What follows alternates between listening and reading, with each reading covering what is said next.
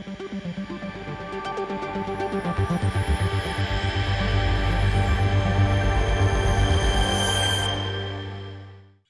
then we'll also try to show you some of the critical review of tourism experimental studies, which is based on a very descriptive review of tourism papers using experiment. Okay, show you some insights. And then I will also use an example, which is one of my papers, to show you how to write the method part of an experimental paper. All right, and if I have time, I have also a second example, which is also written by me and also my co-authors. Okay? And then some of the other considerations that may be useful for you in the future. All right, this is the agenda. We are going to go through 5 agenda items. My insights first. So first of all, why do I actually for when we are doing experiment, and then first this is a person actually who is a Nobel Prize winner. She's called Yo-Yo To. All right, she's got the Nobel Prize actually in 2015, and then why I want to start from her, the reason is I find that she's a very respectful person. Isn't it because she's a Chinese to me? No, even I'm a Chinese. All right. Isn't it because she's a female winner? No, that's not the reason. All right. Isn't it because she's the first Chinese winner in physiology and medicine? Also no. Okay. Isn't it because she discovered a novel therapy against malaria, which is why she got the Nobel Prize? Also no. But the most respectful point for me actually is she firstly tests her medicine on herself. She take the medicine, all right, on herself. All right, just like nowadays we have COVID, and then if someone create a medicine and then he or she take a medicine by herself, to test the medicine before this medicine is used to the population in the world. So that's the reason why she's already respectful to me. That means she's doing experiment with herself. What is experiment? Experiment actually is a study in which an intervention is deliberately introduced to observe its effect. All right, that means there's a cause and effect. Okay, we try to make the cause, or we try to change the cause in order to change the effect. Okay, that's experiment. Okay. And then when we are doing experiment in general, we have the lab experiment, we have the field experiment. Okay, this is a general categories of experiment. What is lab experiment? For example, this one. Okay, this is like a lab. Why? Because it's just like a classroom. Okay, with some of the partitions with computers in front of them, and then the participants, they just sit in front of the computers and try and then complete the experiment. All right, but in this situation, this is a lab because this is what we call a control environment. Okay, that means the environment will not have effect on the behavior of the participants. Okay, how about field experiment? For example, this one is the hotel lobby. You can see this hotel lobby actually with the very warm lighting, all right, and then it may affect your response, all right. So in this case, this is a big contrast, okay. Think about it. If you're going to participate in an experiment in this setting or this setting, there should be some differences, all right. That's why we have lab experiment and field experiment. Okay? In the lab experiment, what is the advantage? We call it high internal validity, because we can control the environment.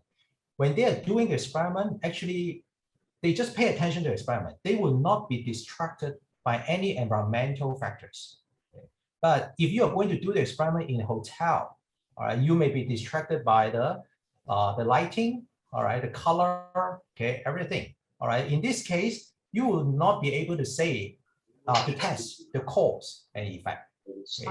So that's why for the lab experiment, it has a high internal validity. So how we are going to analyze the data? Okay, we have the experiment, we ask them to fill in a questionnaire. All right, with that, just like the survey, we have to do analysis. All right, when we are doing analysis, we have a term called control variables, or what we call the covariates. Okay, when we are going to test the effect and cause, actually we want to rule out some of the other factors which may affect the results, okay, according to the theory. Okay? So these are what we call the control variables or covariates. And then how many control variables or covariates should we include? To be honest, it can be infinity, all right, because there's so many things in our world. all right, what we have to do is try to look at the literature, okay, see which variables always has effect, all right. Then in this case, we have to measure it, okay. And another thing is, when we measure these variables, we want to make sure that this is really a good covariate or not. We can try to do a very simple correlation analysis, okay. If the correlation, the R is greater than 0.2, and then, okay, that means it can be a covariate, all right. And then another thing is that covariates or control variables will not interact with the manipulation when they influence on the dependent variables. This is more complicated, all right. Probably you can just try to look at this paper, okay, later on if you're not familiar with that. Okay. And then usually when we are asking the covariates related questions, we have to do it before we do the manipulation, right? The reason is we do not want these covariates to be affected by the manipulations. Analysis, in general, people use t-cats and ANOVA for manipulation check. When they are testing the experiment manipulation, and then t-cats, ANOVA, even ANCOVA. ANCOVA, that means we have the covariates. Okay. Some people may use SEM, but it rarely happens in experimental design. Okay. Nowadays, most of the people use process, okay, for study about experimental design. If your study has what we call the mediation effect and moderation effect, okay, then just use process. This is even in marketing journals. I think nowadays is already the trend. ANOVA is fine, but process is much better. So now I just want to share some of my observation. This is some descriptive statistics about tourism journals, hospitality journals, papers, sorry. Okay.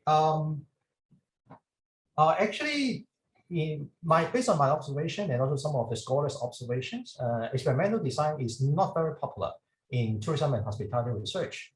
But in these 2 years, what I can tell you is the popularity is keep increasing. Especially we have special issues on experimental design, okay, in 2 journals, including Asia Pacific Journal of Tourism Research, and another one is the Annals of Tourism Research. All right, both of them, they have something like a special issue on experimental design. And the one in APJTR is Asia Pacific Journal of Tourism Research. Actually, I was one of the guest editor. All right, and then I will have another experimental design related special issues. Actually, that I will share with you later on with my collaborator. All right, so you're welcome to submit the abstract. Okay, so Michael Lee, this person actually is a professor in Cornell, and he was the editor of Cornell Hospitality Quarterly for multiple times, and then he loved experiment. When he was an editor several years ago, in his editorial, he clearly stated that I like reporting on experiments. So during that period, I think if you are doing experimental design research, and then you may have some advantage if you submit a paper to them. But now they change again, they're going back to another editor called Bruce Tracy. All right. I have one question. Thank you, Professor, for your presentation. I have a question from more general perspective regarding the experimental methodology. I haven't done any experiencer methodology yet, but I've done several survey analysis, and when I do a survey, I can make a lot of, not a lot, but various models and write papers with it. But I think if we do experience, I think we cannot make many models since we. I think it's not noisy. Is it okay? Oh yeah. I think I can hear your question. Okay. So you did. Yeah. So I mean, if we do a experimental methodology, we have to make a specific model for the experience. So I think the ROI wouldn't be so high. So is it right? Because I don't have any knowledge about it, so I was curious. Okay, thank you for your question. I think you're talking about you had a good experience in doing survey, all right, and then but you haven't done experiment before. All right, but when you did the survey and then you have a model, which I think will be much bigger model with more variables. All right, but here in experiment, actually, we cannot have a lot of variables. The model actually in experimental design is simpler compared to the survey. Yeah, that's true. That's true. That's also the reason. This is also a typical characteristics of experiment. If we include too many variables in experimental design, actually, how to say, it will just contaminate our conclusion. Because in experimental design, we are more focused on the causal effect. We have a cause and also the effect, and we try to control the environment as much as possible. All right, but in survey, because we are usually doing it like at the street or at the mall, something like that, or even in the hotel, actually that's why in that situations we have to include more variables, right, in the model. And so that's why it depends on the goal of your research. If the goal of your research first, if it is not talking about causal effect, if you want to prove the relationship, then survey would be good enough. All right. The survey, the good thing is we can test a very complicated models with many, many variables, a lot of relationships. But if you want to be more specific, okay, your goal is more specific, and you are interested in causal effect, then experimental design will be good. So my suggestion is, as I always mention, mixed method. Okay, you do survey, it provides some implications for you. That means it tells you which two variables they are related.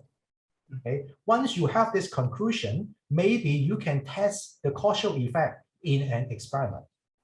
All right, then your findings and conclusion will be stronger. And also you can demonstrate that how rigorous you are in designing this research and also doing this study.